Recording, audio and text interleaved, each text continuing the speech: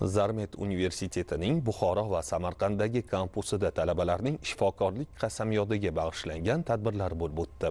Unda oliy o'quv yurti pedagoglari, ota-onalar ishtirok etishdi.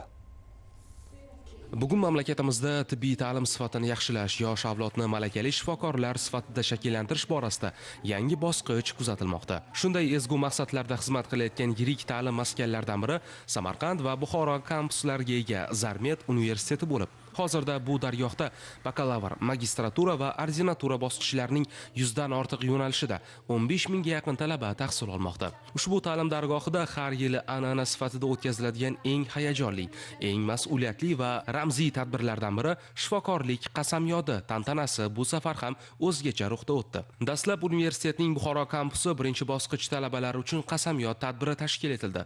Tadbir Buxoro shahridagi yoshlar markazida o'tkazilib, zal tibbiyot sohasiga ilk qadam qo'yayotgan yoshlarga xos hayajon, g'urur va ko'tarinki kayfiyat bilan to'lib toshdi. Bu nafaqat yangi o'quv bosqichining rasmiy boshlanishi, balki talabalar uchun butun umrga tatigulik mas'uliyat eshigidan kirish lahzasi bo'ldi. Davlat yo'nalishida birinchi kurs talabasiman.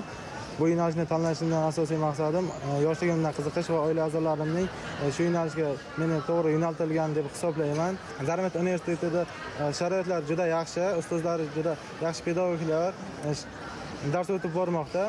Biz darslardan mamnunmiz.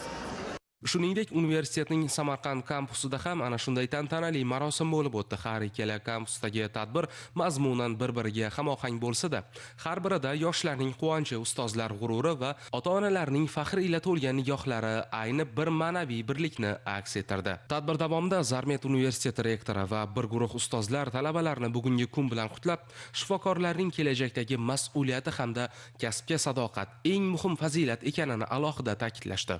Hozirda Zarmet universitetida anatomiya professori sifatida faoliyat yuritaman. Bu yerda faoliyat yuritish va universitet jamoasining bir qismi bo'lish men uchun katta sharaf. Bugun talaba yoshlarga o'q xalat kiydirish marosimida ishtirok etyapmiz. Ular orasida ham mahalliy, ham xalqaro talabalar bor.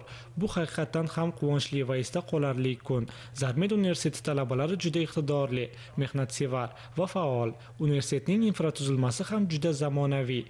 Ishonchim komilki, bu yoshlar kelajakda tibbiyot sohasida katta yutuqlarga erishadilar. Barcha bo'lajak shifokorlarga muvaffaqiyat, kuch-g'ayrat va omad tilayman. Tibbiyot kasbi inson hayoti va taqdiriga daxldor soha. Zarmet universitetida o'tkazilgan ushbu qasamyod marosimlari shubhasiz yosh shifokorlarning kelajakdagi faol hayot yo'lida katta ruhiy zamin yaratadi.